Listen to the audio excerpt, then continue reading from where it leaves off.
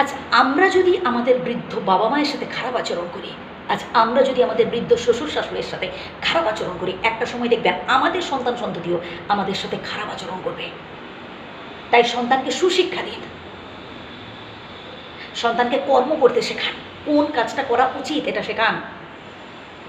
আজ আপনি আগলে রাখছেন আপনার পাড়া প্রতিবেশী আত্মীয় স্বজন সবার সাথে ঝগড়াঝাটি করে যে আমার সন্তান ভোগ করবে। আরে ভাই, একটা সময় আপনার সন্তানই ঘর থেকে বের করে দেবে, কারণ আপনি তো সুশিক্ষা দিতে পারেননি, আপনি শুধু আগলে রেখেছেন। সন্তানকে সুরক্ষার বাইরে একটু বেরোতে দিন, একটা নির্দিষ্ট বয়স পেরিয়ে যাওয়ার পর তাকে বুঝতে দিন যে না, কর্ম করে আমাদের খেতে হবে। ভালো ভালো কাজ করতে শেখান, দান ধ্যান করতে শেখান।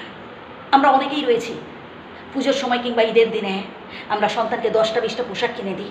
হ্যাঁ, কিনে দিন, ঠিক আছে, তার সাথে সাথে এই শিক্ষাটুকুও দিন যে বাবা তুমি নিজের জন্য 1-2 পোশাক রাখো, আর বাকি পোশাকগুলো গরিব দুস্থ অসহায়দের মধ্যে বিলিয়ে দিও। তাহলে দেখবেন আপনার সন্তানরা ভালো ভালো কাজ করতে শিখবে।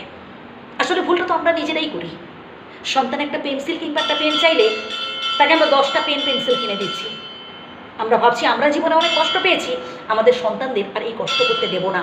এইটা হচ্ছে আমাদের সবথেকে বড় ভুল। সন্তানকেও কর্ম করতে শেখান, কষ্ট জিনিসটা কি এটা বুঝুক। আজ আপনি কষ্ট করেছেন বলে কিন্তু এই জায়গায় পৌঁছেছেন, আজ আপনি সফল ব্যক্তি হয়ে উঠেছেন। শ্রদ্ধা জানাই, প্রণাম জানাই সেজন্য, কারণ এটা আপনার কষ্টের ফল। আপনি একটা সময় বুঝতে পেরেছিলেন যে না, আমি অনেক কষ্ট করেছি, আমাকে অনেক বড় হতে হবে। এই যে বুদ্ধিটা, এটা যেন সন্তানের মাথাতেও আসে। শুধু চাইলেই যেন অঢেল পেয়ে যায় এমনটা ভাববেন না। আমরা অনেক বাবা মায়েরা ভাবি আমার সন্তানকে বাবা কষ্ট করতে দেবো না, আমার সন্তান শুধু বসে বসে খাবে। আমি অনেক কষ্ট করে এই জায়গায় এসেছি, মাথার ঘাম পায়ে ফেলে আমি অনেক কষ্ট করে এসেছি, আমার সন্তানকে বাবা আমি কষ্ট করতে দেবো না। না প্রিয় বন্ধু, আমি বলবো সন্তানকে কঠিন পরিশ্রম করতে শেখান, এবং কোন কাজটা করা উচিত আর কোন কাজটা করা উচিত নয় সেটাও শেখান। তাহলে পরবর্তীকালে আর চোখের জল ফেলতে হবে না সন্তানের কুকর্মের জন্য।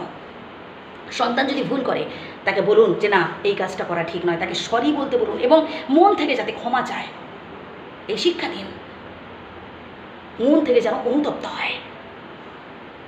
সন্তানের ভুলকে আগলে রাখার চেষ্টা করবেন না, সন্তান ভুল করলে কখনো সাপোর্ট করতে যাবেন না। আমার সন্তান ভুল করতেই পারে না, এমন অনেক বাবা মা ভাবেন। দেখুন প্রিয় বন্ধু, একটা নির্দিষ্ট এজ পেরিয়ে যাওয়ার পর আপনার সন্তান বাইরে কি করছে না করছে সেটা কিন্তু আপনি দেখে শুনে বসে নেই। আপনি তো ঘরের মধ্যে আছেন, আপনার সন্তান তো বাইরে রয়েছে।